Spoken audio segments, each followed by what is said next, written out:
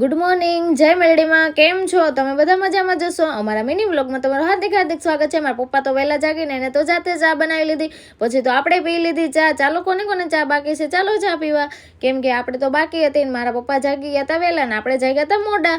પછી તો બધા હોસ્પિટલે ગયા હતા ને અમારા મિતાંશભાઈને તો કંટાળો આવતો એટલે એ બા જોડે કરતો તો મસ્તી. પછી તો આપણે નવરા બેઠા બેઠા આપણે જોતા હતા કાર્ટૂન. કોણ કોણ કાર્ટૂન જોવે છે? આપણને તો બહુ જ ગમે છે. આ જરૂરથી જોજો, બહુ મસ્ત આવે જગન્નાથ.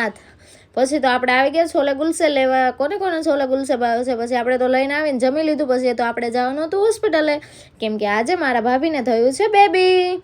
કોને કોને ખબર છે? આમ તો જો કે અડધાને ખબર જ પડી ગઈ છે, કેમ કે ઇન્સ્ટામાં પોસ્ટ જોઈને ખબર પડી. પછી આપણે પહોંચી ગયા હોસ્પિટલે પહોંચ્યા હતા તો મારો વારો પડી ગયો. મેં કીધું કાં દીદી કહેતો હતો ને આવી ગયો ને ભાઈ, ત્યાં તો અમારા આવી ગયા ગોલું મોલું. પછી તો આપણે એને જોડે ઘડીક રમવા માંડ્યા ને પછી મારા માં પીવરાવા માંડ્યા એને ગળહુંદી. તમે કહેતા હશો કે ગળહુંદી એટલે શું? અમારા વાળાને તો ખબર જ હશે કે ગળહુંદી એટલે શું, કે સોનાની ગમે એ વસ્તુ હોય એનાથી એના મોઢામાં મધ એને પીવરાવે છે. ત્યાં તો મારા મિતાંશભાઈ એની જોડે ફોટા પાડવા માંડ્યા. અને પછી આપણે કેમ બાકી રહી જાય, આપણા ગોલું મોલું ને તો આપણે રમાડવો જ પડે. પછી તો આપણા ગોલું મોલું ને આપણે બી પીવરાઈ દીધી ગળહુંદી. પછી તો મારા ભાભી સૂતા હતા. પછી અમે નીકળી ગયા ઘર તરફ. ઘરે બી જવું પડે ને, કેમ કે કોઈ હતું નહીં એટલે આપણે નીકળી ગયા ઘરે. પછી ઘરે પહોંચ્યા તો અમારા મિતાંશભાઈ કે પાયલ ફૂઈ મને લઈ જાઓ હવે આંટો મરાવવા. પછી ભાઈને આપણે આંટો મરાવીને ઘરે લાવ્યા.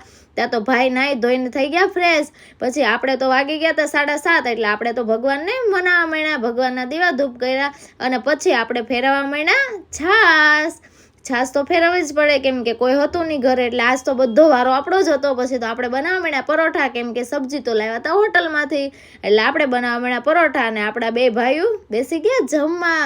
ત્યાં તો અમારા મિતાંશ બેસી ગયા હતા જમવા. પછી તો આપણે ફ્રી થઈને બેઠા હતા તો મારા માં કે મારે હોટલનું નથી ખાવું એટલે આપણે એની માટે બનાવી નાખ્યું ભીંડાનું શાક અને રોટલા.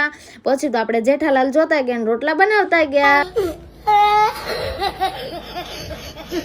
હવે કામનો વારો તો આવી ગયો આપણી માથે, કેમ કે ભાભીને હવે કરવાના છે 2 મહિના આરામ. પછી આપણે તો બનાવી નાખ્યું મા માટે ભીંડાનું શાક અને રોટલા.